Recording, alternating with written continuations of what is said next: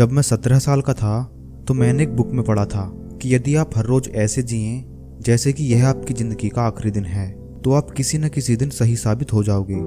यह विचार मेरे दिमाग पर छा गया और तब से मैंने हर सुबह शीशे में खुद से यह सवाल किया है कि अगर ये दिन मेरी जिंदगी का आखिरी दिन होता तो क्या मैं आज वो करता जो मैं करने वाला हूँ। और जब भी लगातार कई दिनों तक जवाब नहीं में होता तब मैं समझ जाता हूँ कि कुछ बदलने की ज़रूरत है, कुछ नया करने की ज़रूरत है। स्टीव जॉब्स की इस स्पीच में बहुत ही गहराई है। अगर आप इस बात को ध्यान से समझें तो यह आप में एक अलग ही ऊर्जा भर देगा। और इससे भी ज़्यादा ऊर्जावान उनके जीवन की कहानी है।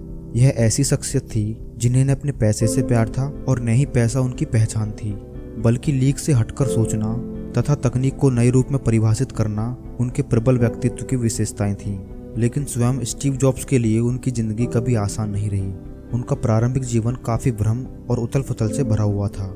तो बिना समय गंवाए उनके बारे में शुरू से जानते हैं। स्टीव जॉब्स का जन्म 24 फरवरी 1955 में कैलिफोर्निया के सैन फ्रांसिस्को में हुआ था। उनका वास्तविक नाम स्टीवन पॉल जॉब्स था, जो उनको गोद लेने वाले माता पिता क्लारा और पॉल जॉब्स से मिला था। दरअसल उनके वास्तविक माता पिता की आर्थिक स्थिति बहुत ही खराब थी और वे ये नहीं चाहते थे कि उनके बच्चे को भी अभावग्रस्त जिंदगी में जीना पड़े। इसलिए उन्होंने स्टीव को एक ऐसे दंपति को सौंपने का फैसला किया जो उनकी अच्छी परवरिश कर अच्छी शिक्षा दे सके। उनके पिता पॉल जॉब्स एक इलेक्ट्रिकल वर्कशॉप चलाते थे, इसलिए स्टीव का ज़्यादातर समय अपने पिता के साथ उनकी मदद करने में व्यतीत होता। यही वो माहौल था जिसने उन्हें चीज़ों को सही रूप में जोड़कर नई चीज़ों को बनाना सिखाया और फिर धीरे धीरे इलेक्ट्रॉनिक उनका शौक बन गया।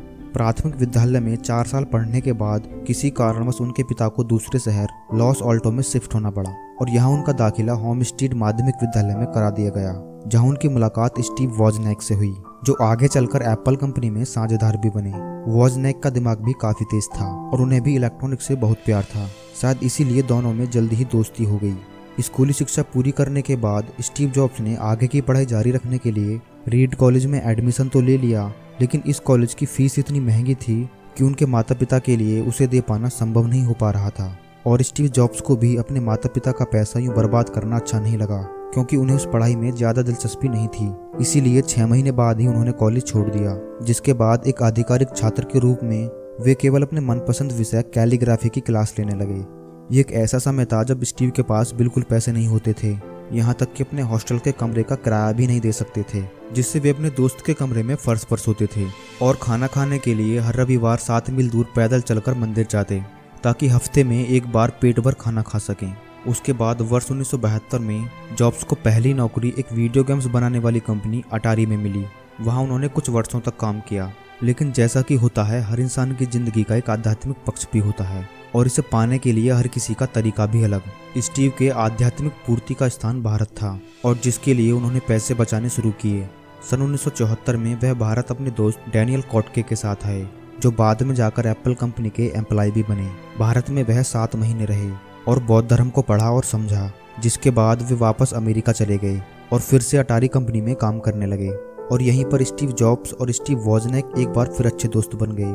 दोनों ने मिलकर काम करने का सोचा और जहां दोनों की रुचि इलेक्ट्रॉनिक में थी तो कंप्यूटर बनाना उनके लिए सही फैसला था। और दोनों ने मिलकर अपने पापा के छोटे से गैराज से अपने जुनून को हकीकत में बदला।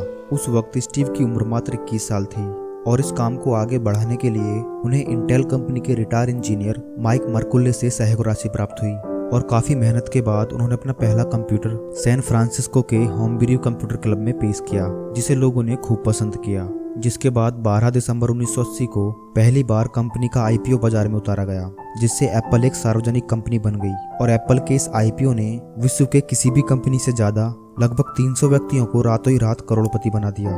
उसके बाद जब एप्पल थर्ड और लीसा डेस्कटॉप बाजार में लॉन्च हुआ तो लोगों ने उन्हें ज़्यादा पसंद नहीं किया और कंपनी घाटे में चली गई और दुर्भाग्य से इसका जिम्मेदार स्टीव को ठहराया गया।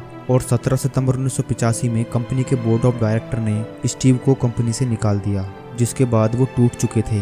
असफलता उन्हें खाए जा रही थी, लेकिन उन्होंने हिम्मत नहीं हारी और अपनी नेक्स्ट इंक नाम की कंपनी खोली। और इस कंपनी से उन्होंने इतने पैसे कमाए कि 1986 में उन्होंने $10 मिलियन से एक ग्राफिक्स कंपनी खरीदी, जिसका नाम उन्होंने पिक्सर रखा, जिसमें उन्होंने अच्छी सफलता हासिल की।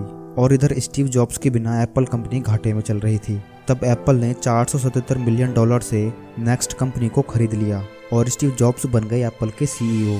जिसके बाद उन्होंने एप्पल के अनोखे प्रोडक्ट निकाले, जैसे आईपॉड्स, आईट्यून्स, और 2007 में एप्पल का पहला मोबाइल फ़ोन निकाला, जिसने मोबाइल फ़ोन के बाजार में क्रांति ला दी थी, जो आज भी लोगों के दिलों में छाया हुआ है। 5 अक्टूबर 2011 को मात्र 56 वर्ष की आयु में कैंसर की बीमारी के चलते उनका निधन हो गया, और अगले ही दिन कैलिफोर्निया के राज्यपाल द्वारा उस दिन को स्टीव जॉब्स डे के रूप में मनाने की घोषणा कर दी गई। थिंक डिफरेंट, यह स्टीव का मूल मंत्र था। कितना छोटा सा शब्द लेकिन कितनी गहराई से लदे हुए इसी शब्द के भरोसे उन्होंने उद्योग जगत को बदला। उनका हमेशा से यह मानना था कि जीवन में यदि हमें सफल होना है तो किसी का भी इंतजार किए बिना अकेले चलना सीखना होगा।